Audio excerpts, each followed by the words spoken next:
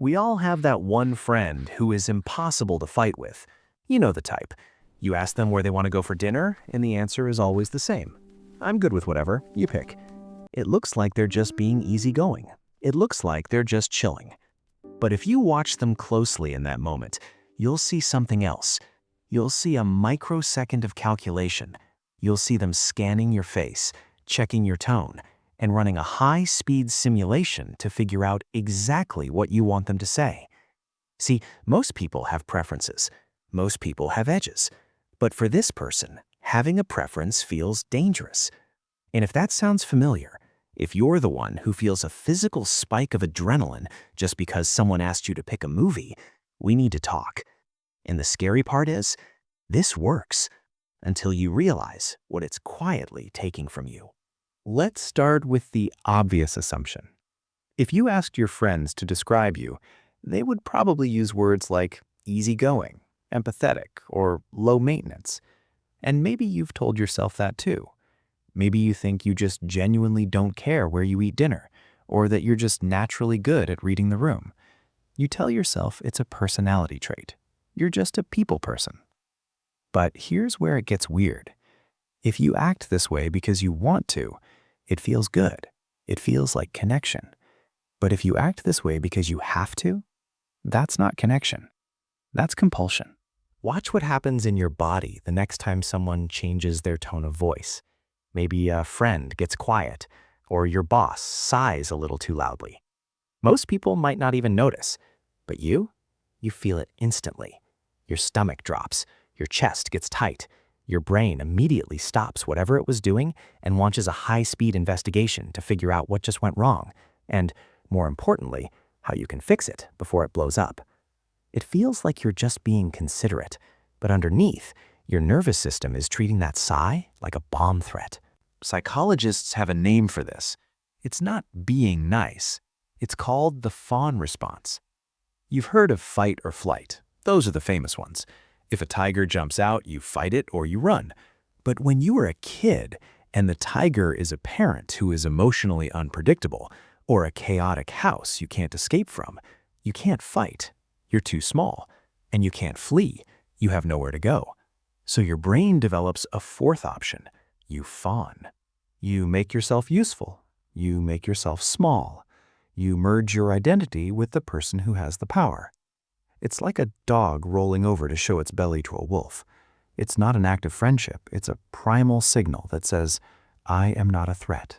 Please don't hurt me. And the tragedy is, for a lot of us, this strategy worked perfectly to keep us safe back then. But the brain never got the memo that the war is over. So now, years later, you are still rolling over every time someone asks you where you want to eat pizza. And this is where we have to look at the bill, because being the frictionless agent isn't free. You are paying for it every single day, usually in ways you don't even track. Let's look at this through the lens of economics. Every relationship is an exchange. You give something, you get something. But when you operate from a fawn response, you are accidentally flooding the market with cheap goods. Think about it.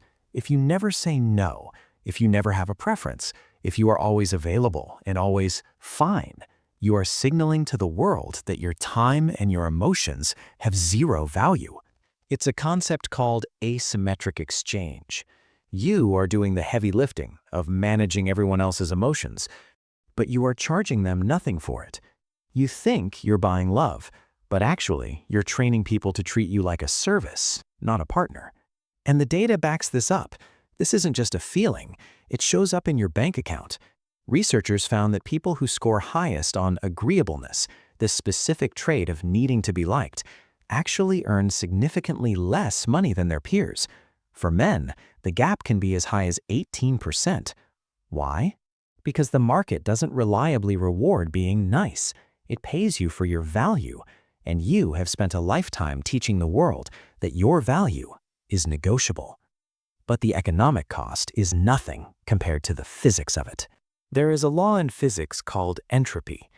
Basically, it means that chaos and disorder have to go somewhere. They don't just disappear. And in a social group, or a family, or a workplace, there is always emotional entropy. There's stress, there's anxiety, there's tension. In a healthy system, everyone carries their own load. But in your system, you are the heat sink. You know that metal part in a computer that gets really hot so the processor doesn't melt? That's you. You unknowingly volunteer to absorb the emotional heat of the room. If someone is angry, you try to calm them. If someone is sad, you carry it for them.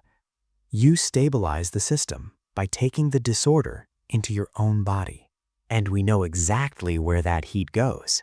It doesn't vanish, it gets stored. This is why so many people who identify as empaths or people pleasers eventually crash with burnout, chronic fatigue, or autoimmune issues. It's not a coincidence. It's physics. Your body is keeping the score. You kept the peace in the room, sure, but you started a war inside your own nervous system. The hardest part about this isn't stopping the people-pleasing. The hardest part is what comes after. Because when you stop being a mirror for everyone else, you have to face the blank space where your own identity was supposed to be. And that is terrifying. For years, you has just been a reflection of whoever was standing in front of you. Finding out what you actually like, what you actually hate, and who you are when nobody is watching, that is going to feel weird. It might even feel selfish, but it's the only way to stop the drain. You traded your identity for safety once. You don't have to keep making that trade.